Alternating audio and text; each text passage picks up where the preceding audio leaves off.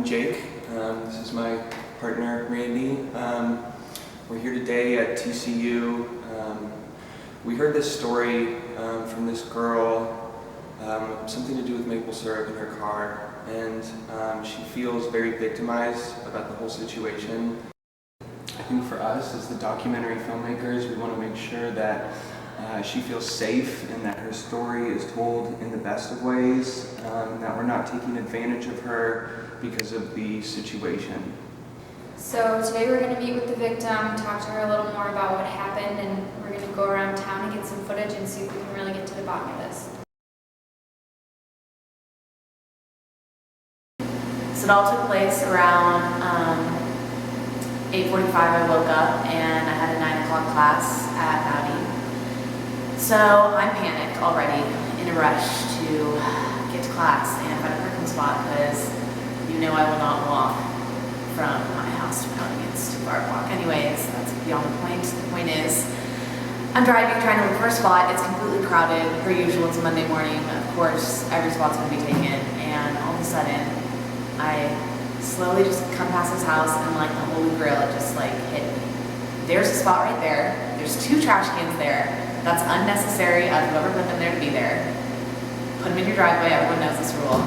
So I would say it was about 8:50, 8:57, whatever. I literally was running in the car, so I had some time.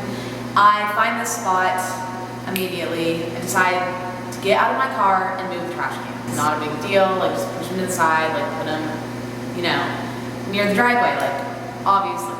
And I just park my car, so it fits perfectly, so I'm like, it's destiny. I'm not gonna even try to think more over it. Just lock the car and headed straight into Mountie. And then class ended, and sorry, this is hard. Then something crazy happened. I was walking back out to my car, grabbed a coffee, like the day was going great. My teachers were like, your work's on point, you're killing it. I was like, thank you. My confidence level was through the roof. And then I was walking back to my car, getting ready to go about the rest of my day, and from afar, walking towards my car, it had this glimmer to it, and I was like, ain't she a beaut? She looks beautiful. And kept walking a little bit closer, and this glimmer had a thick and texture to it, and I was like, what's going on? And just with my Starbucks coffee, immediately look at my car, and I just, boom, coffee dropped. And it was hot, so like I'm burning a little bit on my feet, like very upset. I'm like, what's going on here? There's syrup all over my car. First of all, A, who had this much syrup? B, who had this much time to serve my car? And C, how am I gonna open up my car door and get out of this parking spot and go back to my house? So there's a struggle right there, all 3 of those.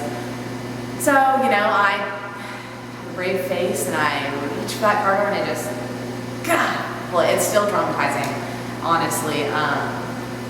And I get in my car and I drive off like livid. Like who would go out of their way to haze my beautiful Betty? That's what I call my car, I call her Betty.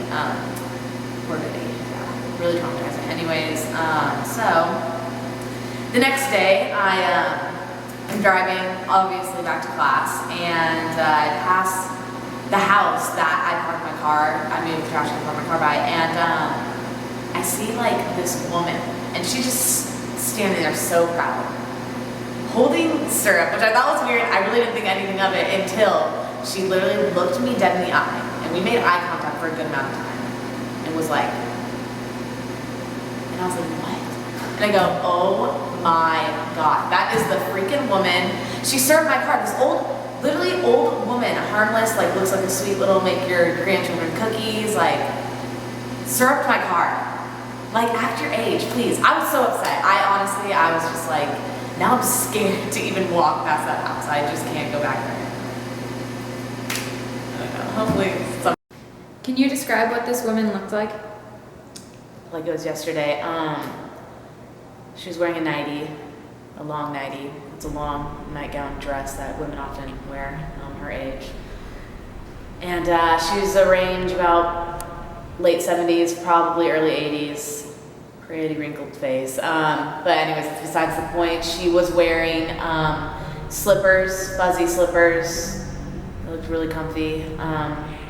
She just had this look, like very menacing, like she was almost laughing at me, but also like, don't even think about parking right there. And I just drove by as fast as I could after that.